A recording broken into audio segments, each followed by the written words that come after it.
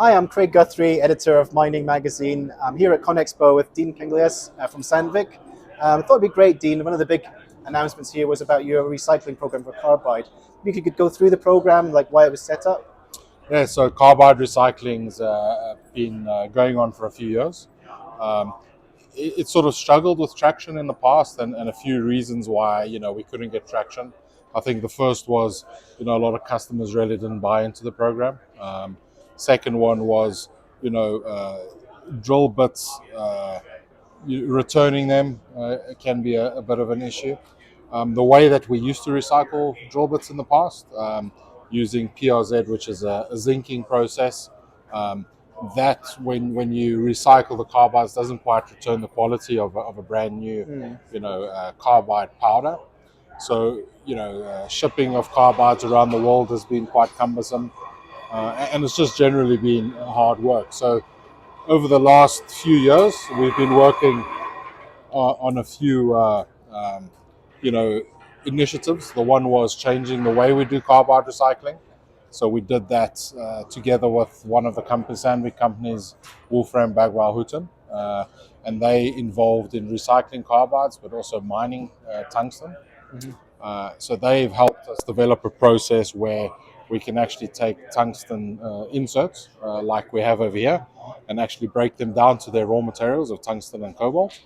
And that's allowed us to retain not just the quality of the powder, but also to help secure a source of tungsten, which is a 3TG, one of the conflict minerals. Great, so it's like a cleaner process, but it also creates a better product at the end Absolutely. of it. It's a And a win-win. few things that happen when we recycle carbides is we reduce the CO2 emissions versus mine carbide by 64%. We use a lot less energy, about 70%, in actually recycling carbides. So you're doing a lot of good by actually recycling the products, which is really good. And is the program, even from a few years ago, is it a response to customer demands or was it an internal initiative? I think it's been more an internal initiative. If you look at tungsten globally, it's probably anywhere between 40 to 100 years of tungsten left on the planet, and that's according to sort of the reserves that we know we have. So in a few years' time, it's going to become scarce. So we need to look after what's important to us, and when it comes to rock tools, tungsten is quite important, and to our customers as well. If we don't have carbides, tungsten carbides, we're not going to be able to drill. So important, and it's an initiative that we've taken, and in the last few years we've seen has been more important in just accelerating it. It's the right thing to do, and it sort of drives sustainability and circularity in our customer organizations as well. And I guess that kind of feeds into Sonvik's kind of combining of innovation and environmental goals that you seem to do quite well. Yeah, absolutely. I mean, it's been a really fun project to work on. Besides working with Wolfram in developing, a different way of recycling carbides, we've had the opportunity to create a different way of extracting carbides as well. So, like I mentioned earlier, if you take tungsten in this drill bit, about 7% of it is by weight tungsten carbide, 93% is steel.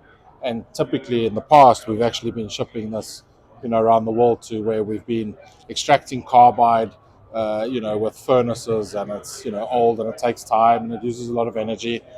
And we've actually worked on a project where we've now developed extraction machines where it uses a combination of high frequency induction heating and vibration. And a typical bit like this we can now clean in about 30 seconds, 30 to 40 seconds, where we can actually separate the carbide from the body. So we're now able to put these extraction units in our sales areas and actually do the extraction of the carbide within the sales areas and only ship the carbide back to Austria, where we actually do the chemical recycling. Well, it's a fantastic project, yeah, and it's really great to get your insights into it, Dean. So yeah, thanks for your time today. Okay, thank you very much.